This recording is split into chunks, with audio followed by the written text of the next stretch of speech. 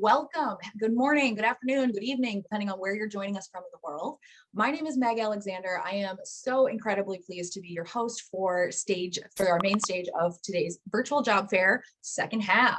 Now we've got some really amazing companies to talk to y'all about today. Great reps from all over, and we are really excited to have you. If you came for the morning session, these are going to be a whole new set of companies. So sit back, get ready to enjoy the presentation we have for you today. Now we are going to go on into our first presentation, and we're going to hear from Maura about United Health Group. So if you would like to take the stage, feel free. Welcome everyone. Meg, I do have something to say. Why am I always first? Because I love your name. You don't feeling the love. Everyone, hello. My name is Maura Steck. I am here on behalf of United Health Group. And would love to talk to you a little bit today about who we are, our company culture, and if you have any specific questions, we will have recruiters in the breakout rooms coming up. So welcome, and like I said, I'm on behalf of United Health Group. Now, United Health Group is really unique in the sense that we actually have two different businesses under United Health Group. So you might come to our group and see, oh, what's that? What's Optum? What's United Healthcare? Well, it's like an umbrella. United Health Group is up here, and they have two different businesses. Our healthcare services, which you're probably familiar with, United Healthcare, and then our healthcare technology side, which is Optum. So those all fall under United Health Group, and we all get the same sorts of benefits, as well as our company culture. And it does not matter what business segment you're in. We are not siloed. So our company headquarters is in Minneapolis, Minnesota. However, we are a 300, I think as of the other day, it was like 350,000 employees all across the globe. We do global hiring as well, and we also have offices in every 50 states of the United States, and we do have a ton of remote jobs. So if you want to go to the next slide, Meg.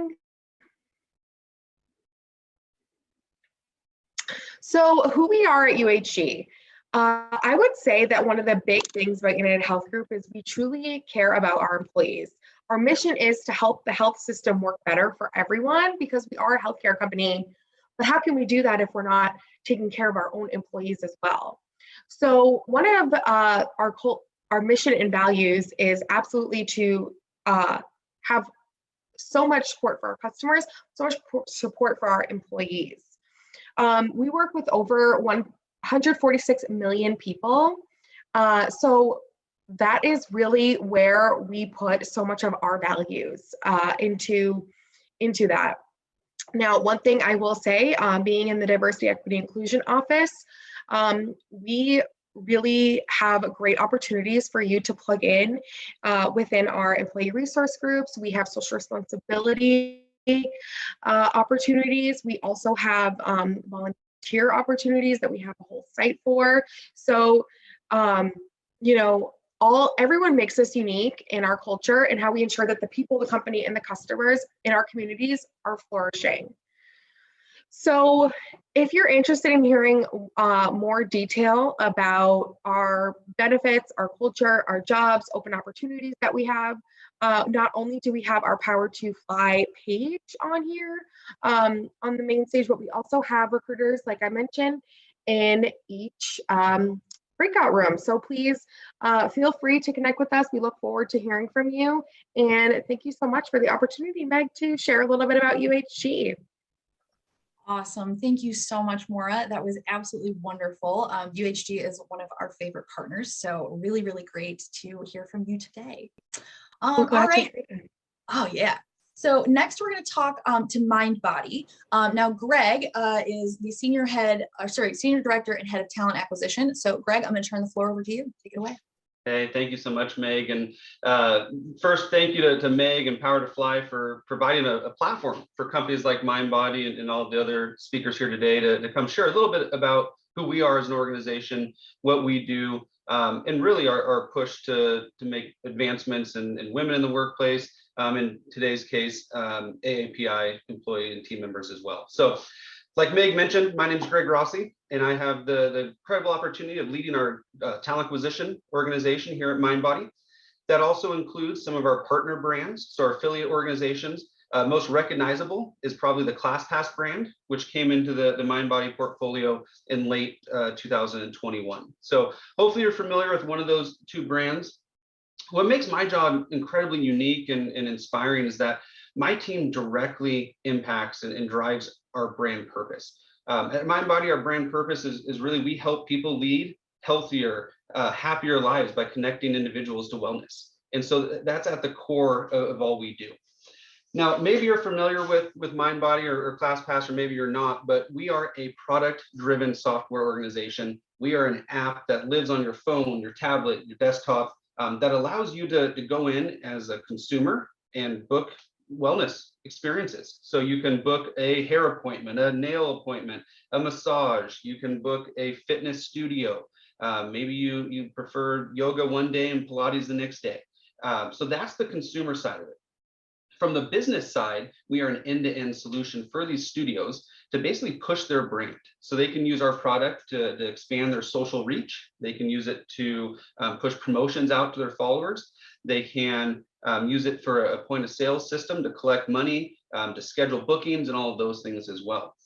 But I want to be really clear that we don't think of ourselves as just the fitness software or that yoga app. So we are a wellness technology experience company. So we really focus on that piece. To put in perspective, the average monthly users that hit our platform is about 1.7 million. So maybe you're one of those 1.7 million, or maybe you're one of the 69 million classes that were booked last year through the MindBody platform. Hopefully you are, but if not, I encourage you to take a moment and download the app and check it out. So if we move on to the next page here, we'll talk a little bit around our core values. So you heard me say that we are more than just software, more than just a business, but what really matters to us at the end of the day is that human connection. Everything that we do at MindBody is driven by our core values. So what you're seeing here are our core values. This is at the core of our kind of existence. So we're committed to wellness first. That is our product, that's our culture, that's what we do. So we're driven by a purpose greater than ourselves. We're audaciously achieving, so that's a huge one for us. We embrace humanity in all that we do as an organization, and we value being empathetic, humble, and helpful. So those are really important to us. We're consciously evolving. We know that we have to continue to change, especially in this competitive landscape that we're all in today and kind of experiencing together. What I'm excited to talk about today is the advocacy work that we're doing, as well as our DEIB initiatives. So if we think about what we're doing as a company, it goes beyond just our team members, but we think wellness is multidimensional. We also think that wellness and fitness is more than just something that should be looked at as a luxury, but it should be a right for everyone. So we're continuing to amplify AAPI voices. We're continuing to support Black-owned and AAPI businesses in the community, and then working internally with our team members on our diversity, equity, inclusion, and belonging initiatives. So we're going to talk about those today. I'm really excited to share a little bit more about some of the employee resource groups that we have, opportunities to connect with those folks.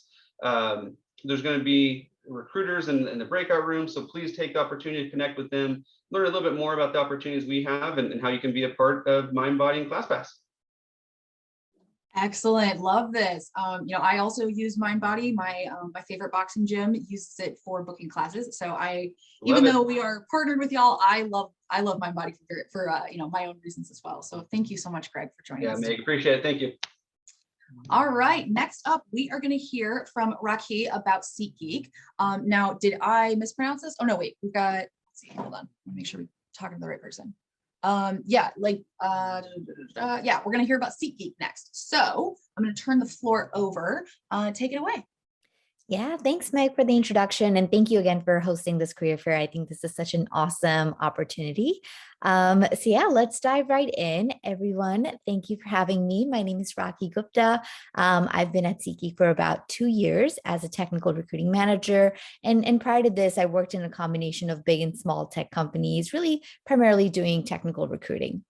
Super excited to be here today to be sharing more information about SeatGeek and why I'm just super excited about the company. It's a fun company. And SeatGeek is a ticketing marketplace for live events. And our mission has been really to help the world experience more live. And by live, I mean concerts, sporting events, Broadway shows. Now, you can imagine in a pandemic, that was especially challenging while we were all isolated in a different way. But nevertheless, SeatGeek has braved that storm and has come back with a bang. So the way I describe the company is there's two sides. There is the consumer side, which is the web and the app that you all can download on your phone. And that is where people are able to buy and sell tickets. We have millions of active users on this side. And then people use the SeatGeek platform really on a daily basis whenever they want to experience live or, go to a concert or show or anything like that. In addition to that, we also acquired a company called Toptics, and through that, we acquired their box office ticketing solution that made us a primary ticketer for venues and stadiums, and it really helped us branch out in the enterprise side of the business. So for folks in the US, we recently started overseeing ticketing for the Barclays Center, which is here in Brooklyn, New York, where I'm from. And this includes kind of managing ticketing for the Brooklyn Nets, really anything that's going on. Sucks that they didn't make it through the playoffs, but nevertheless, really excited to kind of partner with the stadium. And we have a bunch of other NBA, NFL, MLS teams, half of the English Premier League. They're all kind of really working with us. Which is exciting because historically venue partnerships stayed with like the ticketing giants, like the Ticketmasters and StubHubs, but due to our user focus and technology, we're really able to break out in this area and make huge strides. Now, to be fair, I want to be clear that the live industry was certainly hit hard during the pandemic, but as the world is itching to go back and have more normalcy in kind of like the live entertainment industry, we're just in a very unique place and an exciting chapter to meet these demands and thrive as a business. Matter of fact, we're also going public in the next couple of months, which I'm happy to share more about in our breakout rooms. Over the next 2 hours, we'll get a lot of opportunity to get to know each other. But nevertheless, I want to pass the torch on to my colleague who's also on the call, Annalisa, who's a business recruiter, and will kind of take us through that next slide where we share some of our initiatives that we've taken as a company to promote DE&I and be an inclusive work environment. Thanks so much, Rocky. Hi, everyone. I'm Annalisa. I'm a business recruiter at SeatGeek. A couple of really exciting things that I want to talk to you about here at SeatGeek. First of all is our stance on how we work best. When I came into SeatGeek a little less than a year ago, and all of our jobs, it was saying, okay, we'll be 3 days a week in office, 3 days a week in office. And then we got hit with another round of Omicron and things were getting a little shaky. And instead of worrying about trying to get back to how things were, how we used to work, showing up 9 to 5, we decided, let's make it flexible so that everybody can work the way that they work best. So we developed something called WorkGeek. So that gives folks 3 different ways to work. Whether that means you're a remote geek. I live in Brooklyn, but I'm a remote geek. So I'll come into the office maybe once a quarter because I prefer to work in my own space. You could be a flex geek and come into the office 1 or 2 days a week. We have catered lunch 5 days a week to help incentivize people and really make them feel comfortable. And then for those who want a consistent space to work, we have that opportunity for you to be an office geek and have a monitor, have an assigned desk, take advantage of those catered lunches 3 to 5 days a week. So we have offices from Portland to New York. We've got them in Israel. We even even have a little space in Miami, which I actually spent a month at the beginning of the year just to get out of the cold a little bit. So that's something that's really great on the workplace side of things.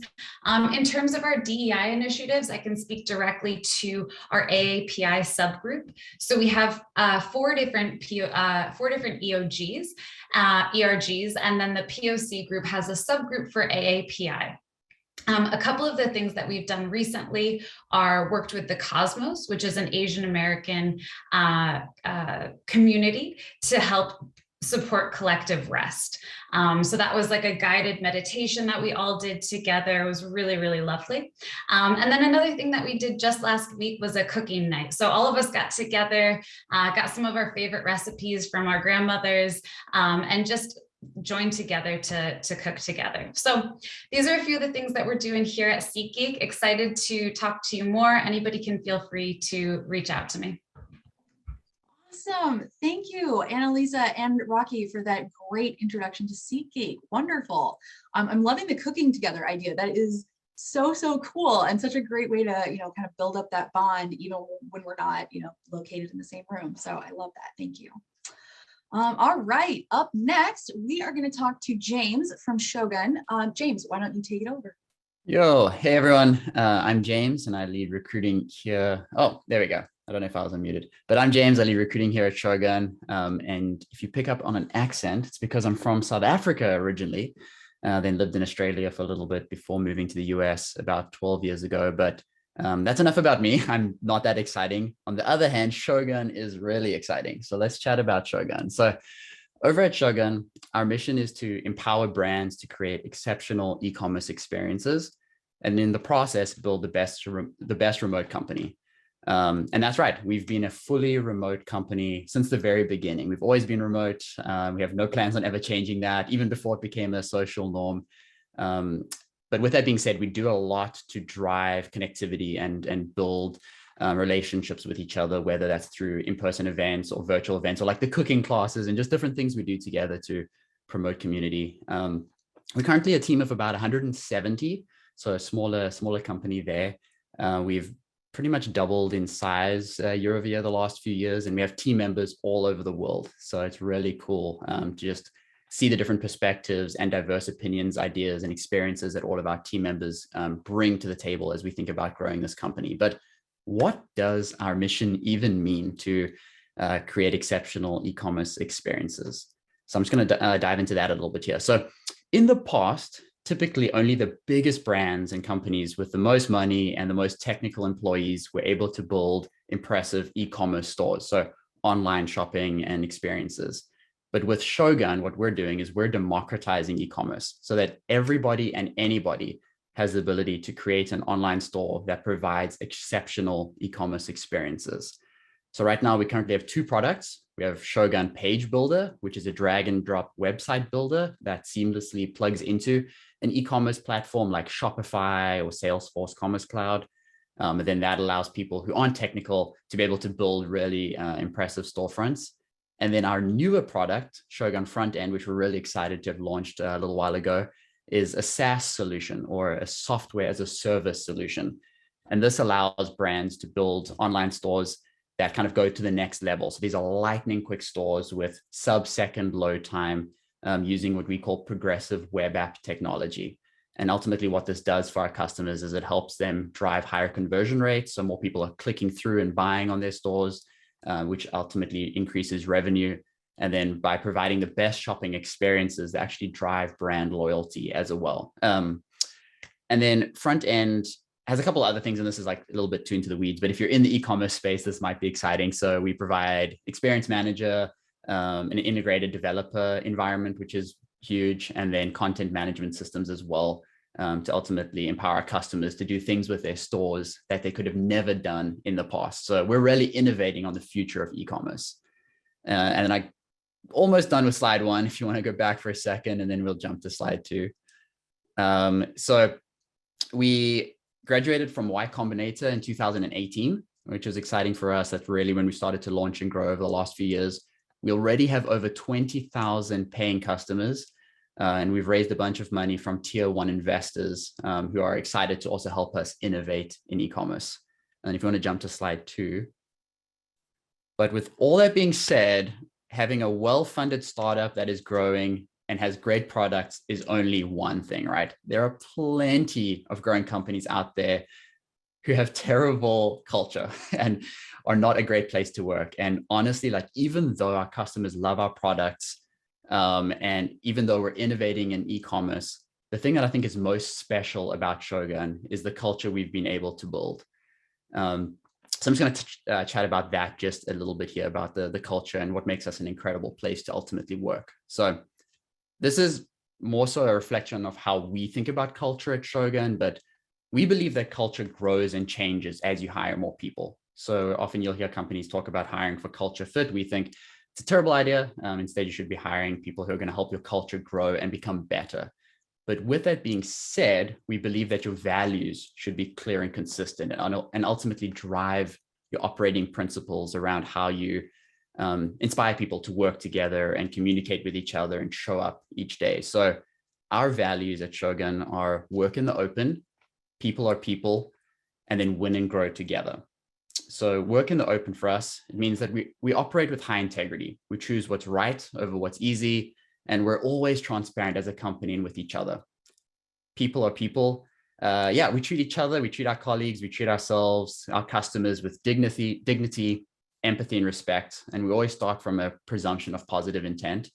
And then finally, win and grow together. So we strive to be the best. We're trying to revolutionize e-commerce and innovate in ways that it hasn't been done before.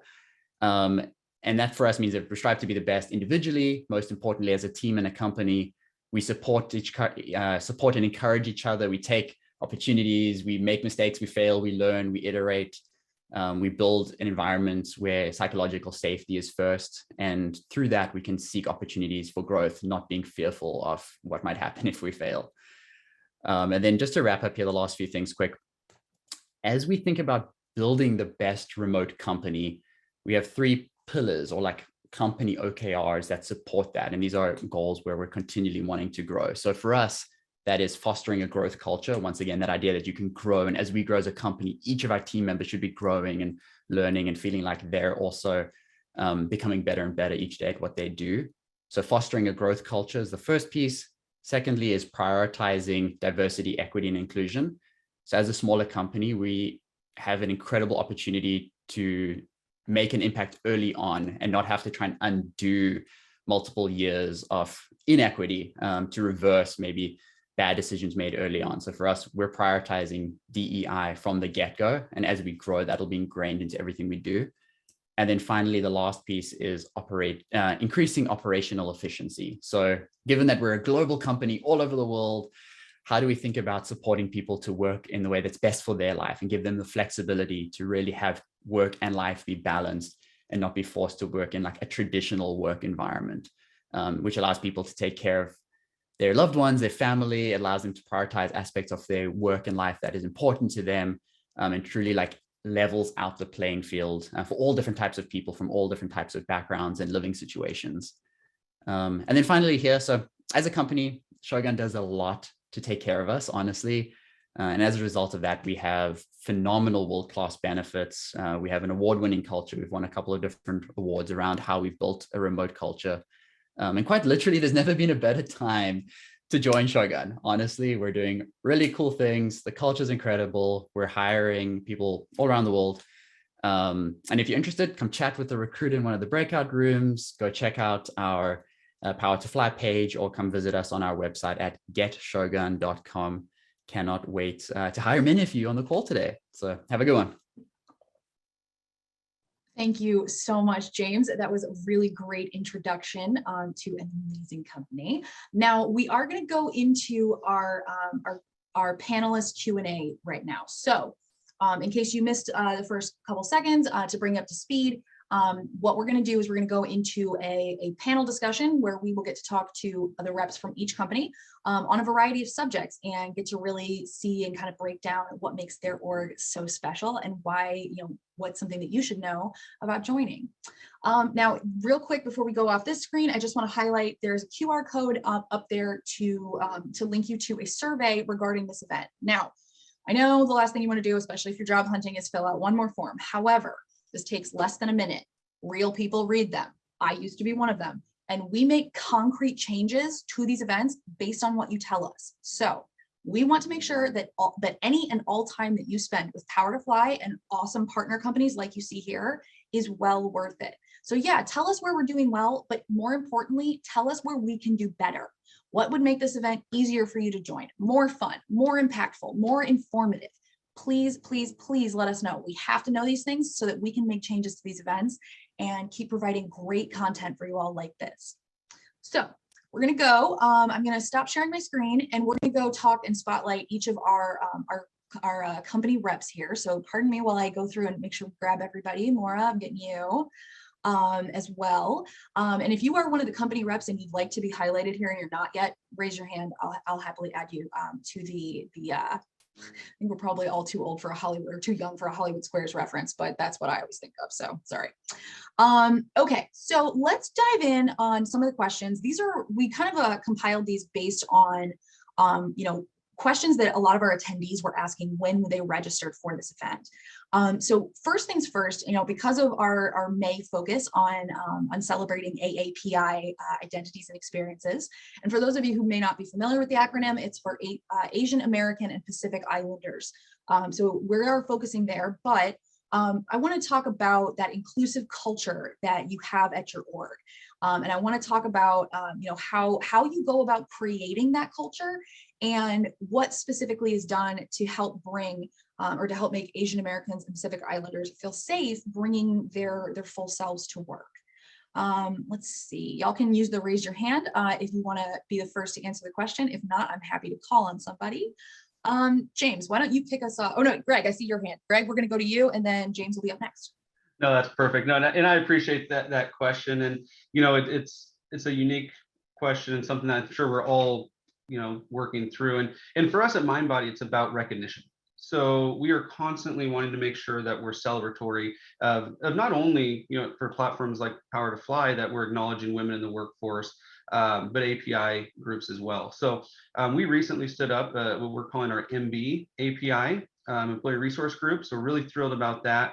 And just like we did for Black History Month, Women History Month, we're being unapologetically vocal about it. So we're telling stories, we're posting things on our social channels, and making not only our team members, but our customers aware that, hey, we're supporting these groups and these causes, and that this is a safe place that you can come and you can share these stories.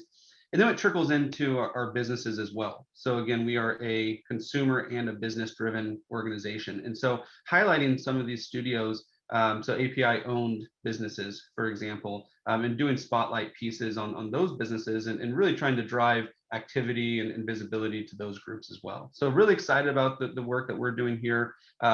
Continue to follow the MindBody LinkedIn and social channels, and you'll see some of these posts coming up here in the next couple of weeks. Great, thank you, Greg. Thank you for sharing that with us. James, would you like to go next?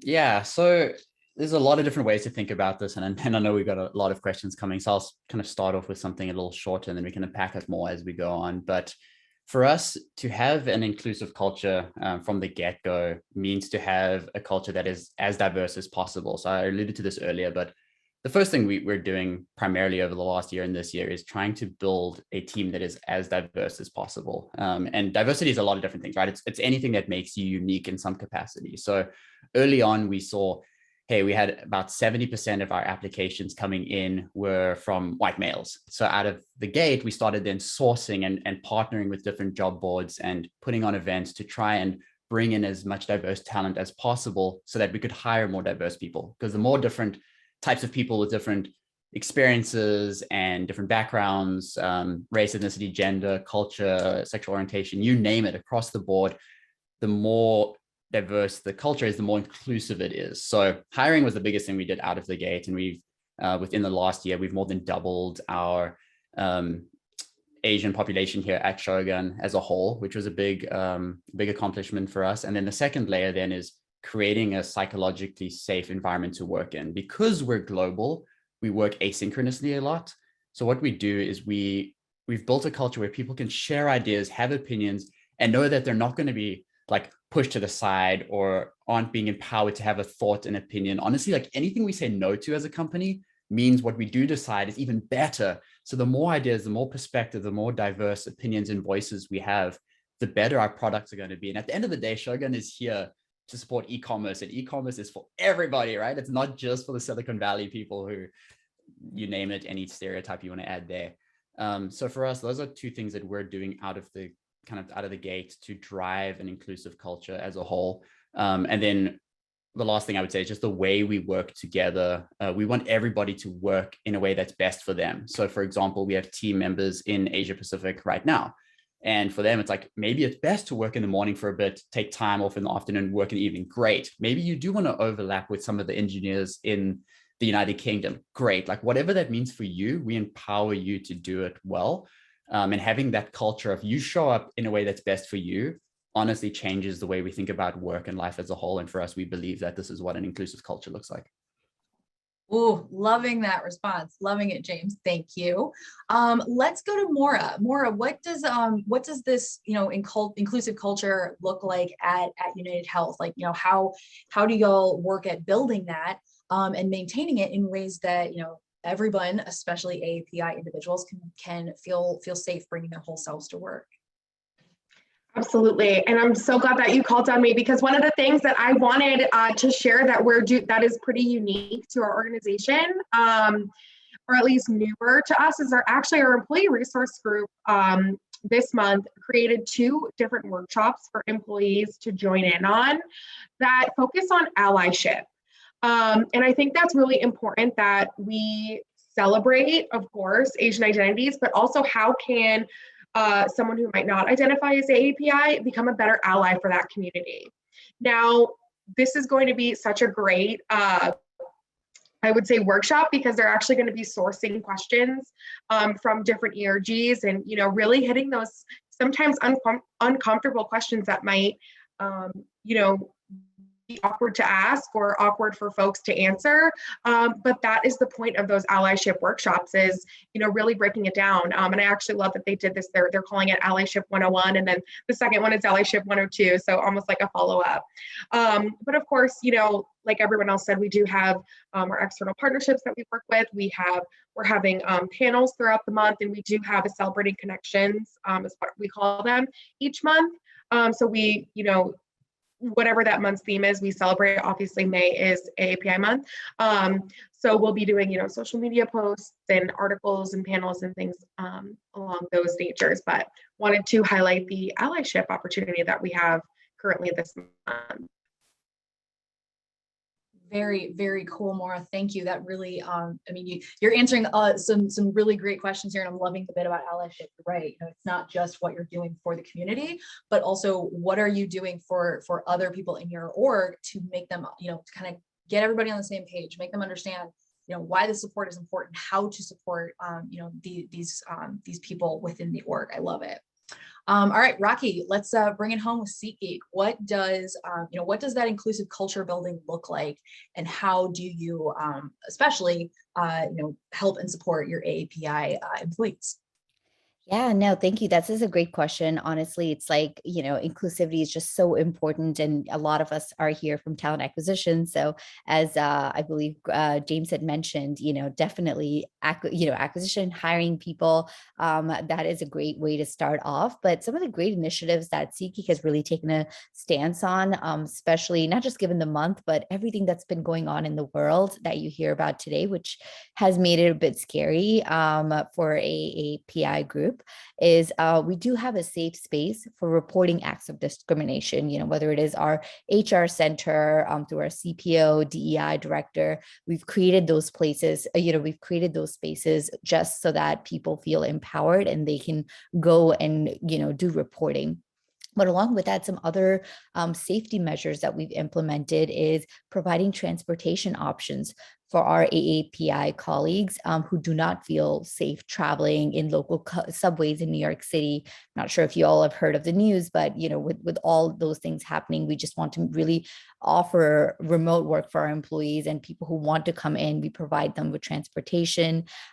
We've also donated a lot of funds to various Stop AAPI hate campaigns, and we'll continue offering and matching opportunities for our employees to get involved in. And another thing thing that we do is we use Bonusly to reward employees, or like, just to kind of appreciate the work that they've done. And as we've been doing that, we actually have seen some of our employees wanting to donate the funds or like the points that they get from Bonusly to these various like funds.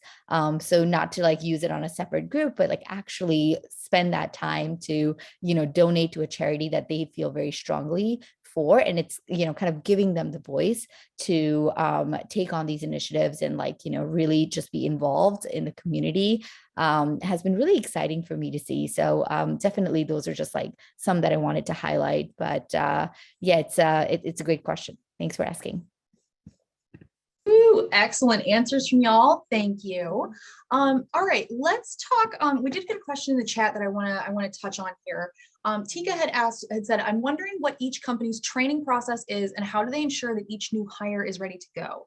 So let's talk about what onboarding, what the new hire experience looks like at your company, especially when it comes to, like the first week, the first month, the first 90 days, what does that look like as a new hire joining your org? Let's see, Greg, do you want to start us? Yeah, no, I love that question. And obviously onboarding is critical to the success of any new team member. So we have a fairly robust learning academy that we put new hires through. So it goes beyond just the traditional courses that you would take, the sexual harassment courses and some of those, but we also look at things like unconscious bias as part of it. If you are a people leader, we put you through diversity training to strengthen your ability to lead diverse teams and grow your organization that way. And then we do traditional buddy systems. So you'll be partnered up with someone to go through the day-to-day work. So you have check-ins with a mentor in the organization. You have opportunities to job shadow and do some other things as well to prepare you for the actual work that you're going to do. We run this for about 90 days. And then from there, you can phase it back as you see fit. But we really do try to make sure that every employee is set up for success, really from day one, from the time that you join the organization, really all the way through. So that's a very high level, but we do want to make sure that everyone is set up and ready to go. Great, excellent. Rocky, do you want to go next? Tell us what the SeatGeek onboarding experience is like. What can people expect from their onboarding and introduction to the company? Yeah, definitely. Onboarding is, we have everybody go through the onboarding site. I think it is different based on different teams. And, for managers, they go through different levels of orientations as opposed to, someone who's joining as an IC, as opposed to someone who's joining as an intern. Nevertheless, everybody goes through a new hire orientation session, but we also have specific new hire orientations that are focused around DEI and that are led by our DEI director who recently joined the company and features a spotlight of our ERGs and how folks can get involved. So the moment they actually join SeatGeek, they have that opportunity to, learn more about our employee resource groups and really get involved in them if they choose to do so. There we go. Okay, sorry, I lose my mute button just like everybody else. Let's see, James, do you want to go next? Yeah. I do just want to start off by commenting on the last question quick. I was really encouraged. A lot of companies, especially bigger companies, right, will talk about like external, like this is what we're doing, this is why we're great, and kind of like say the things that they're saying. But to hear a lot of the companies today, even the bigger ones, like really doing the work, and like it's really something you can hear that they're passionate about. Like for me, as a smaller company, like that's what we want to grow up into one day when we're big. So it's really inspired by that. But for us, the Shogun University is a big part of onboarding. There's a lot to learn about just how like working in a startup in general is kind of new for a lot of people. Working in e-commerce, there's some technical components. We try to eliminate as many acronyms as we can because we just assume everybody doesn't know, and then that way everybody can learn and grow together. So our Shogun University is a huge part about just laying the foundational knowledge. The mentorship or rather the buddy system, it's twofold. It's also somebody who you can go to and ask questions, but it's also just somebody that you can gut check against when you're like, should I know this? I don't know what this is. Like, I don't want to ask my manager because I don't want them to feel like I don't know, like I'm inadequate in any way. So it's like a good space to have somebody you can just be like, what does this mean? Or how do I find that? Or like, everyone keeps talking about this thing. Like, what does that mean? So for us, we've received a lot of positive feedback about how we've set up more than just a buddy system, the expectations of what it is. It's like one thing to just say here it is, but here it's like, this is what you should do with your buddy. And these are okay questions or things to do. And then spending time with our founders too. I know that's difficult to scale, but right now all of our new hires together spend multiple sessions with our founders, just AMAs, right? Ask me anything, questions about whatever they want. And I think by getting to know the founders of Shogun and how they lead with empathy and are just like kind and caring people, it really sets the tone of what it's like to work here. So got a lot of great feedback on that. And then given that we're not in an office too, we have a lot of intentional, fun kind of like events or Slack channels. We have a Shogies around the world. So Shogies is what we call people of Shogun. And it's everything from like, what holidays are you celebrating, to favorite recipes, to like, oh, somebody in Estonia was like camping and they went to Croatia and they wanted to show us pictures from their trip. And it's just a place where it's like, you can authentically bring yourself, and we share the things that make us unique, because being a global company, there's so many cool things that our team members get up to. And we just kind of build relationships that way, given that we can't, like, I don't know, walk over to Chipotle and get lunch together all the time. So it's a way that we drive a bit of community, especially during the onboarding process. Yes. Okay. Excellent. I'm loving this. And now you're making me want Chipotle for dinner. So thank you for that suggestion. Keeps me from having to pick later.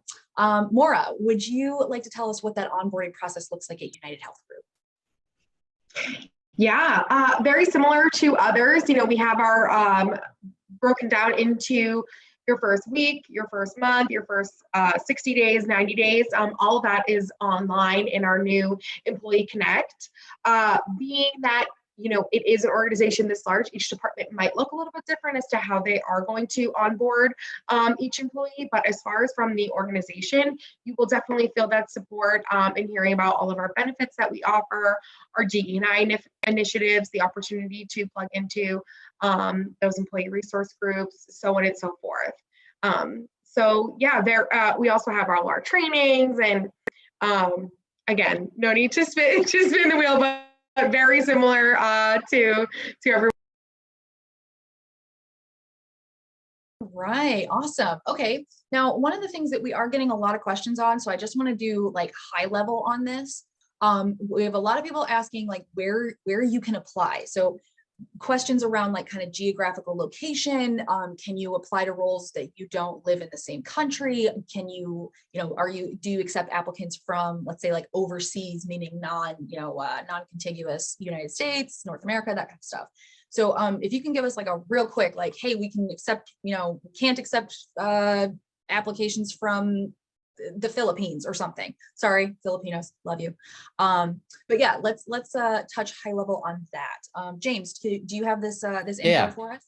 Yeah. So for us, this is two parts of this. The first part, all job descriptions for us will at the top say exactly where we can hire those roles, and for various different reasons. Some roles we can hire in some countries, and some roles we can't. So I'd say look at that. We do have a general application too. So if you're interested in Shogun as a company, maybe there isn't a role or location, throw it in there. And then the other thing is, this year we're looking at different partners to allow us to expand the countries and regions that we do hire in as well. So that'll kind of allow us to hire more broadly. But in general, I would say just look at the job description, and if you don't find what's interesting to you there, apply to the general talent pool. And then that way, as soon as we do open up in that country, we can reach out to you as well.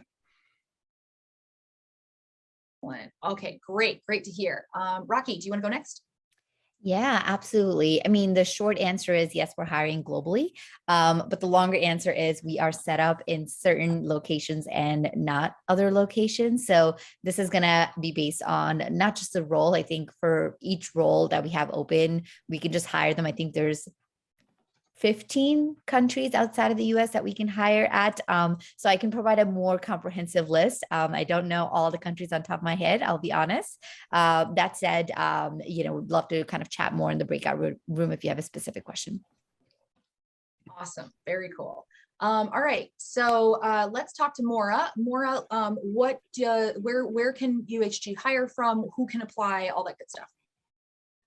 Yes, we have about 7,000 roles open of all grade levels, from entry level early careers to executive level openings. So if you are interested and do need support into, hey, where could I fit with where you're applying geographically. Definitely it depends on, you know, the location, the job, so on and so forth. But please connect directly with one of our recruiters because they will have that information for you depending on the certain job that you find. And if they don't, they can definitely assist in getting that information for you or finding, you know, a fit for you wherever you are geographically. So again, don't know specifically off the top of my head each country, but definitely take a look at our roles. And then if that is a concern to you, please bring it to one of our.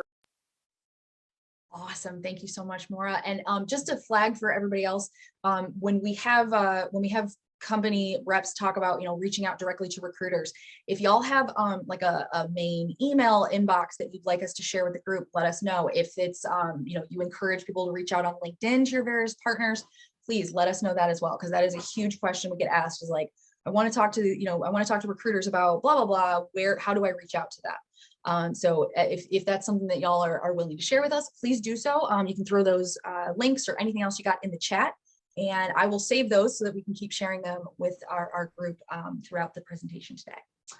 All right, last but not least, Greg, what does MindBody, consider their hiring areas and all that kind of stuff? Yeah. So similar to James, Maura, and Rocky, you know, there are some exclusions. You know, there are certain legalities that we have to follow, but MindBody and ClassPass operate in over 100 countries. So our products are, we have over 600 product brands we support in over 9,000 locations.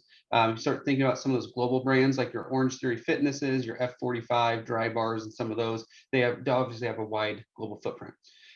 So we have 35 countries where we have employees currently. So there's a good chance that if you're looking for a global opportunity, we have the ability to hire you in one of those 35 countries. But we definitely welcome employees from around the globe, and where we can't hire because of legal entities, we do use third-party providers as well to make sure that we give everyone a fair shake. So definitely connect with the recruiters, and if you're looking for a global opportunity, we are a dispersed workforce, and chances are likely that we can get you in. Very cool. Thank you for those answers. All right, so we have about 10 minutes left before we go into our breakout sessions. I'm going to keep asking our partner companies questions. We'll keep pulling in any questions that y'all submit in the group chat as well. And just remember, if you ask a question here and we're not able to get to it, you can always ask it again in the breakouts. That's where you'll be able to come off mute and connect directly with these company reps. All right, let's talk a little bit about, hold on, I wanted to make sure we asked this question. There we go. Okay, so yesterday on our diversity reboot mini summit, we had the pleasure of interviewing a young man who is working on basically like simplifying and making the process more universal and egalitarian for reporting, you know, hate crimes or things like that to the police. His efforts especially are focusing on language barriers, especially, you know, especially considering the fact that many people who might experience these kinds of things may not have a huge grasp of English, may feel much more comfortable talking about this in their native tongue, you know, whatever the situation might be. The reason I mention this is because I want to talk a little bit about, you know, what this situation would look like at your various companies. You know, how are things like concerns about microaggressions, discrimination, all that kind of stuff. How are these things handled at your org? Now, obviously, you know, some of the stuff you probably like don't want to share, but basically what we're looking at is, you know, how and where do you create that safe space for employees to come forward and talk about these kinds of things? Would anybody like to start us off? I know it's a heavier question, so I don't want to like call on somebody that is trying to get information from their team to share with us now. James, do you want to start? Yeah. So once again, like being smaller, we're still learning and figuring a lot of this out. But I think from the get-go, it's setting up the expectation or driving like, hey, this is who we are and it's okay, to XYZ. So for us, how that looks is transparency is huge. And then also feedback, and we encourage continuous feedback is another thing as well. So either you can go the route of it being anonymous, and we have various different mechanisms within our Notion is what we use as our like wiki, or you can reach out directly to the people team or to our head of people or to the founders. So that's the one mechanism. It can either be through a anonymous component, or directly as well, if you just want to add your name and say what it is. And then we take that very seriously. At the end of the day, we're a small company where everybody plays such a critical role. And if there's any component that's missing to the way that you work, or if there's any type of microaggression or you name it, we want to hear about it, more so because and once again, it's setting this expectation and culture of, hey, we can't course correct and make changes until we are aware and we know, and every little iteration helps. So if anything, if you're like on the fence and you're not sure, it's like, no, that's when you should do it, because we can help rectify and build a situation or make changes that are needed. So by making it something that is normal and talked about, and it's not like that, ooh, like, why are you reporting somebody? It's like, are you snitching? It's like, no, like that's just not how we operate. So that making it a norm, it's a social norm here, I would say, to give feedback, and that being one mechanism of how to do it. I love that. And thank you for raising a very good point. You're right. I feel like when we were asked this question, it's very easy to get into, like, it feels like sticky territory, right? Because you're talking about like having conflicts in your org, or like problematic situations. But you're right. I mean, it's just as likely that you might have a situation that you want to talk to HR about that is not malicious. It might be well-intended, but it's still not quite meeting the mark. So I love that. I love that. You want to make these conversations commonplace so that there's not, that extra stress or that extra like worry involved with bringing this issue to someone's attention. Thank you. Yeah, feedback is a gift, and Yes. the example that you gave is a part of feedback. Like any type of data that's being transferred or suggestions, like that's feedback. And if somebody is doing something that isn't, in your opinion, like landing in a way that is inclusive, it's like give feedback, and that culture of feedback is huge. So yes, absolutely. Yeah. Okay, let's talk to Maura. Maura, do you have, like, what does that safe space for reporting or for raising these issues, what does that look like at UHG? Yeah, so being that we are such a large organization, we do have a very extensive employee relations team under human capital that will be able to, absolutely take any and all requests that come through, with potential issues or feelings or thoughts, and definitely make sure to, funnel that down to the correct and appropriate team. So that is, all internal on a separate system that you can, put that in. And then someone could also submit on your behalf if someone potentially saw something. So definitely we have a really steady process in place through our employee relations team that would be able to support that. Excellent. Okay. Greg, what does this look like at MindBody? How are those safe spaces for reporting and having these conversations created? Yeah, so I want to echo what James said around, we have to create a culture where it's feedback is not only encouraged but welcomed. And we end each employee all team meeting with our CEO, call to action of, hey, if there's something that doesn't feel right, reach out to this list of resources, whether it be an HR business partner. He even goes as far to offer up our executive leadership team as well. Additionally, we have things like right now, we just launched for the first part of the year, our My Voice survey, which is a survey that goes out to employees, which is beyond your traditional employee experience survey, but a chance to really just hold us accountable for how we're doing as an organization. And those surveys are great, but they only add value if they're actionable. And so that puts a little bit more of the onus back on us as leaders in the organization to take this feedback seriously, to act on it, and show that we hear it and that we want to see it continue. So those are a couple things that we're doing right now, but ultimately it comes down to creating a culture where it's no longer, like James mentioned, that feeling of, hey, I'm snitching on someone, but instead it is a culture where that is encouraged and welcomed. Yes, very true. Rocky, bring us home on this. What does SeatGeek do to create those safe spaces? Yeah, I mean, I would just kind of echo a lot of things that have already been said, but one thing I will say is reporting is not a bad thing. It's a good thing. It shows that employees feel empowered to come to you when they have issues and they have confidence in the leadership team that they can, troubleshoot and really help and provide advice. And we're also a company that is we're a startup that is about to go public. So we've just established our HR teams and, have put HR BPs in, kind of places where, we have the support that we can provide to our employees. But before we even had that, I mean, this has been a pretty recent thing for us over the past 6 months. Prior to that, we had a sounding board every quarter that went out. It was anonymous, that every employee was able to kind of, add their thoughts and concerns. And through those sounding boards, we've actually seen so much improvement that's happened in the company, whether it was about a particular perk that we didn't like, or it was about something, else in general. So we were able to make a lot of kind of improvements through that. And I think that in general, it's a great thing to be feeling empowered as an employee. And I strongly encourage, if your companies have not done it where you are currently today, to bring some of these suggestions that you're hearing at the career fair, because I think like you can really make an impact where you are, and also bring suggestions to us, right? We're all learning this process. It's never a straightforward process. So if you have any more suggestions on how we can best improve it, I'd love to hear more. Oh, yes. Loving that. I'm loving everything y'all are saying. James, your comment about how feedback is a gift, and Rocky, same with you. Like people don't provide feedback unless they think things could improve. And so, yeah, creating that ability to not only give people a place to bring these concerns, to voice these things, but also actually listening. Rocky, we talked about this a couple of questions ago, where it was like, really listening and connecting and providing that support is just huge. All right, so this is going to bring us almost to the end of our main stage session for today.